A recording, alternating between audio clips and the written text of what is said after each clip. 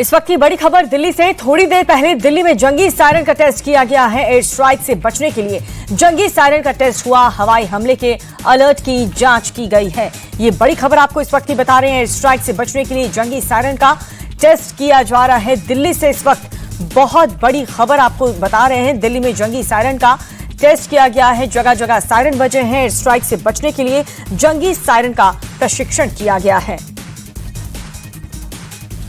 तो राजधानी दिल्ली समेत बॉर्डर एरिया के जो इलाके हैं वहां पर तो लगातार सायरन के जरिए मॉक ड्रिल पहले भी किया जा चुका है। लेकिन इस वक्त एक और बड़ी खबर, शाम 5:30 बजे विदेश मंत्रालय की प्रेस कॉन्फ्रेंस होगी, जिसमें विदेश सचिव विक्रम मिस्री मौजूदा हालात की जानकारी देंगे।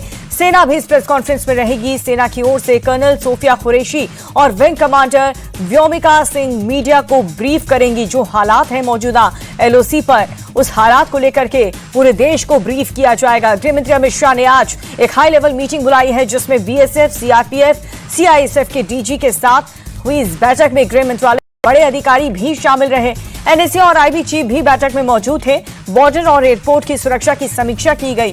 गृह मंत्री ने सीआईएसएफ डीजी को महत्वपूर्ण ठिकानों की सुरक्षा बढ़ाने का निर्देश दिया। एयरपोर्ट पावर प्रोजेक्ट्स की सुरक्षा बढ़ाने के लिए कहा गया है। तो लगातार बैठक एक तरफ हो रही है, बॉर्डर एरिया पर सुरक्षा और भी ज्यादा कड़ी कर दी गई है। रक्षा मंत्री राजनाथ सिंह ने भी बड़ी बैठक बुलाई। इस वक्त एक और बड़ी खबर, रक्षा मंत्रालय में 2 घंटे मीटिंग चली। इस मीटिंग में तीनों सेना प्रमुख और सीडीएस अनिल चौहान मौजूद रहे। बैठक में ताजा हालात और आगे के एक्शन प्लान पर चर्चा हुई। बड़ी खबर आपको लगातार बता रहे हैं। इन दोनों ही बैठकों से अलग दिल्ली में और भी 3 बड़ी बैठकें हुई हैं, जिसमें स्वास्थ्य मंत्री जेपी नड्डा, वित्त मंत्री निर्मला सीतारमण, कृषि मंत्री शिवराज सिंह चौहान ने अलग अलग बैठकें की हैं। भारत के आर्मी चीफ को बड़ा अधिकार मिल गया। सेना टेरिटोरियल आर्मी का इस्तेमाल कर सकती है। टेरिटोरियल आर्मी को तैयार रहने का आदेश भी दे दिया गया है। पाकिस्तान के मिसाइल हमले पर बड़ा खुलासा हुआ। पाकिस्तान के टारगेट पर भारत का गोला बारूद डिपो था। पाकिस्तान ब्रिगेड हेडक्वार्टर उड़ाना चाहता था। पाकिस्तान का तीसरा टारगेट आर्मी कैंप था। ये बड़ी खबर। दूसरी ओर पाकिस्तान के सांसद शाहिद अहमद ने संसद में ही शहबाज शरीफ की धज्जियां उड़ा दी। पाकिस्तानी सांसद ने शहबाज को गीदड़ बताते हुए कहा कि वो मोदी का नाम लेने से भी डरते हैं। इस वक्त एक और बड़ी खबर, जम्मू कश्मीर के एलजी मनोज सिन्हा उरी पहुंचे और हालात का उन्होंने जायजा लिया। पाकिस्तान उरी में रिहायशी इलाकों को टारगेट रहा। पाकिस्तानी फायरिंग में एक महिला की मौत हो गई। पुंछ में भी पाकिस्तान की गोलीबारी में एक नागरिक की जान चली गई है। तो बॉर्डर एरिया पर लगातार अंधाधुंध फायरिंग पाकिस्तान की तरफ से कल ही से की जा रही थी।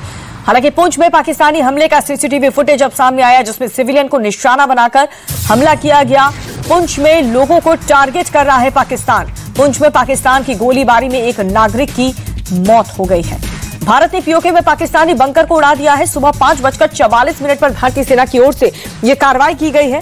पीओके के ततापानी में 3 बंकर उड़ाए गए हैं। उड़ाए गए बंकरों से जम्मू कश्मीर के पुंछ में फायरिंग हो रही थी। बड़ी खबर लगातार बता रहे हैं, जम्मू कश्मीर के सांबा में पाकिस्तानी घुसपैठ की कोशिश नाकाम कर दी गई। बीएसएफ ने 7 पाकिस्तानी आतंकियों को मार गिराया। बीएसएफ ने सांबा सेक्टर में पाकिस्तानी पोस्ट को भी तबाह कर दिया। इस पोस्ट से पाकिस्तानी रेंजर्स घुसपैठ में आतंकियों की मदद कर रहे थे। बीएसएफ ने पाकिस्तानी पोस्ट को भी तबाह कर दिया। सांबा सेक्टर में पाकिस्तानी पोस्ट को तबाह किया गया। पाकिस्तानी रेंजर्स घुसपैठ में मदद कर रहे थे। बड़ी खबर आपको बता रहे हैं, पाकिस्तानी मिसाइल का मलबा डिफ्यूज किया गया। पाकिस्तानी मिसाइल का मलबा डिफ्यूज किया गया। जवाब में पाकिस्तान मिसाइल का मलबा डिफ्यूज किया गया है। अमृतसर के मखना वंडी गांव में भी डिफ्यूज किया गया है। होशियारपुर में चीन की बनी मिसाइल मिली है। फायर नहीं कर पाई चीन की PL-15 मिसाइल। पाकिस्तान ने JF-17 विमान से दागा था। पाकिस्तान को चीन ने JF-17 विमान दिया था, जो कि असफल रहा। कोट में पाकिस्तानी ड्रोन का मलबा मिला है। पठानकोट से सटे गंगत में ड्रोन के टुकड़े नजर आ रहे हैं। इसके अलावा भटिंडा में भी पाकिस्तानी मिसाइल का मलबा मिला है। खेत में पड़ा मिला मिसाइल का मलबा। कल भारत ने पाकिस्तानी मिसाइल को तबाह कर दिया था और अब उसके मलबे मिल रहे हैं। जैसलमेर में पाकिस्तानी ड्रोन का मलबा मिला। एयरफोर्स स्टेशन से 1 किलोमीटर दूर सुली डोंगर इलाके में पाकिस्तानी ड्रोन का ये मलबा नजर आ रहा है।